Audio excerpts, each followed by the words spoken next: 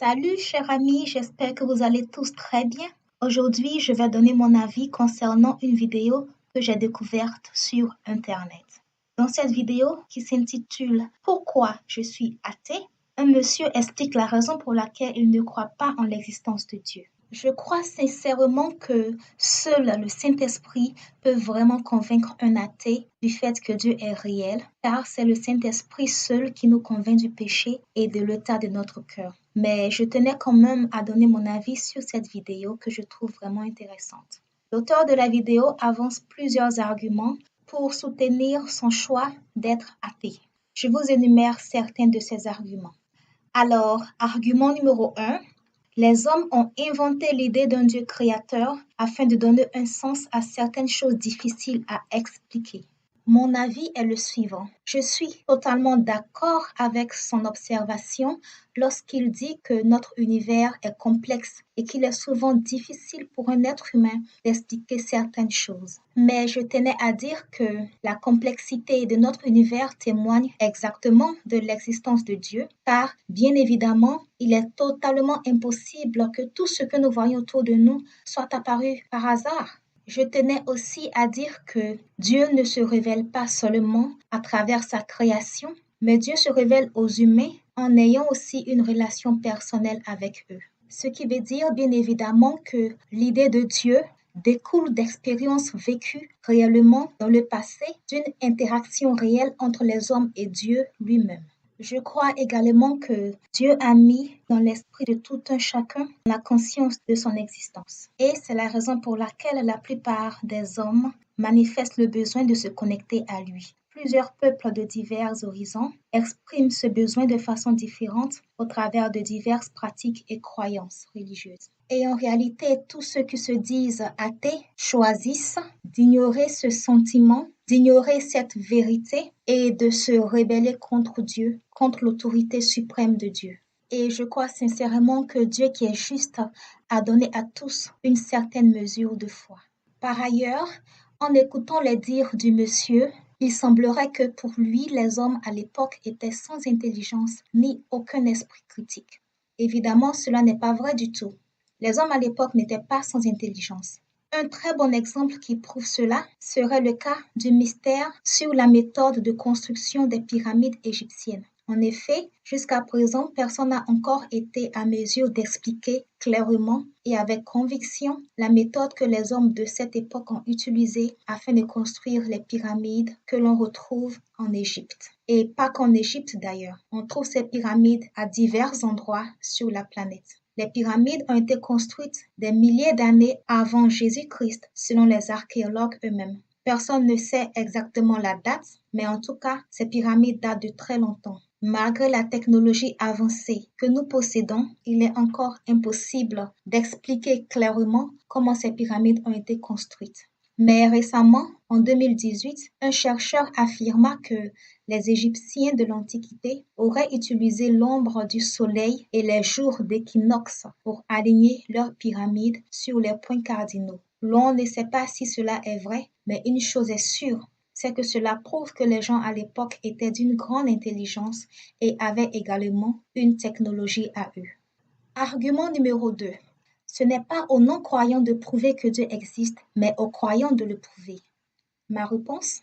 Je ne pense pas non plus que les croyants sont dans une position où ils sont forcés de prouver que Dieu existe. Les chrétiens du monde entier peuvent témoigner comment Dieu s'est révélé à eux et, bien sûr, essayer de gagner des âmes en œuvrant pour l'œuvre du Seigneur. Dans l'un de mes articles, plus précisément dans l'article intitulé La réponse aux questions existentielles, j'ai essayé de montrer comment la plupart des gens qui cherchent la vérité sur l'existence de Dieu procèdent souvent de la mauvaise manière. Il existe un chemin très sûr qui conduit vraiment à la découverte de la vérité et la meilleure façon de procéder est de s'adresser directement à Dieu. Je reconnais que Dieu utilise souvent les hommes qui nous entourent pour nous aider dans notre quête de la vérité. Mais une chose est sûre, c'est que quand Dieu lui-même se révèle personnellement à nous, rien au monde ne peut nous faire douter de son existence. Étant donné que Dieu est réel, il a aussi la possibilité de nous répondre lui-même. Je vous garantis que vous obtiendrez de lui non seulement la réponse qui atteste son existence si vous essayez, mais aussi toutes les réponses dont vous avez besoin si vous demandez avec un cœur sincère à le découvrir. Dans la Bible, Matthieu chapitre 7, du verset 7 à 8, il est écrit: Demandez et l'on vous donnera. Cherchez et vous trouverez. Frappez et l'on vous ouvrira. Car quiconque demande reçoit, celui qui cherche trouve, et l'on ouvre à celui qui frappe. Argument numéro 3. À quoi Dieu nous sert-il puisqu'il y a des guerres, en un mot, la violence? Face à cette question, la première chose à savoir, c'est que la rupture avec Dieu est la racine de la souffrance. Selon la Bible, l'intention de Dieu est d'avoir une relation parfaite avec sa création, avec l'humanité. Mais l'homme a rompu avec Dieu, rejetant son autorité, choisissant de vivre une autonomie, comme on le voit autour de nous à travers la manière dont la majorité des hommes vivent.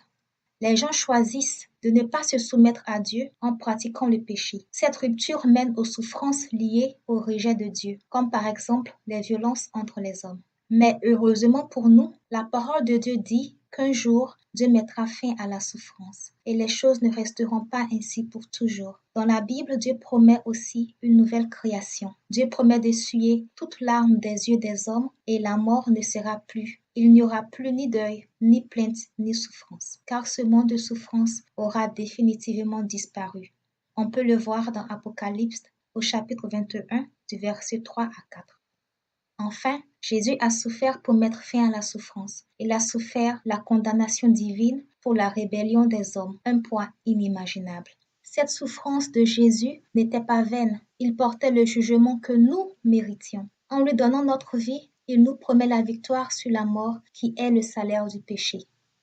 Enfin, le dernier argument est: si Dieu est parfait, alors pourquoi meurt-on? La création de Dieu devrait être aussi parfaite et ne pas mourir. Je vais encore une fois me référer à la Bible.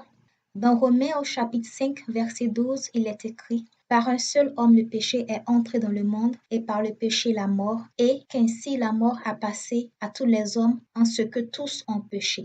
Et dans Romains au chapitre 6, verset 23, il est aussi écrit: Car le salaire du péché, c'est la mort.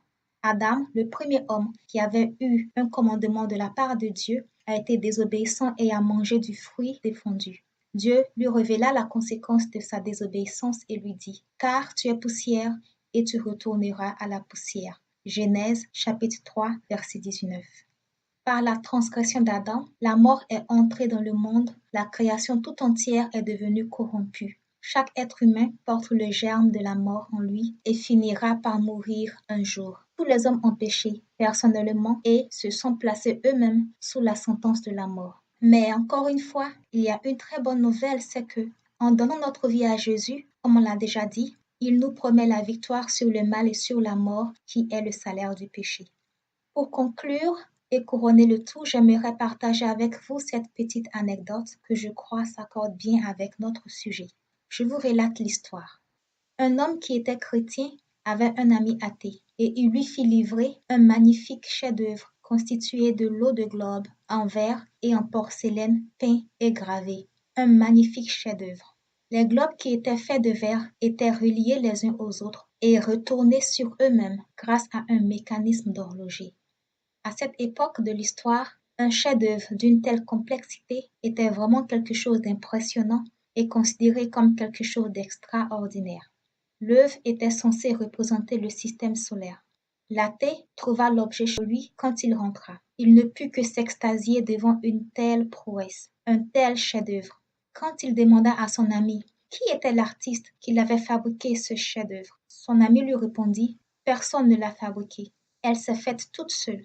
L'athée, en rigolant, lui dit que sa réponse était très ridicule, car quelqu'un avait bien dû assembler les rouages, graver le fer, souffler le verre et rassembler le tout pour en faire un magnifique chef-d'œuvre. Face à la réaction de son ami athée, le chrétien répondit tout doucement: Explique-moi pourquoi tu n'arrives pas à croire que ces globes puissent être là sans que quelqu'un les ait confectionnés.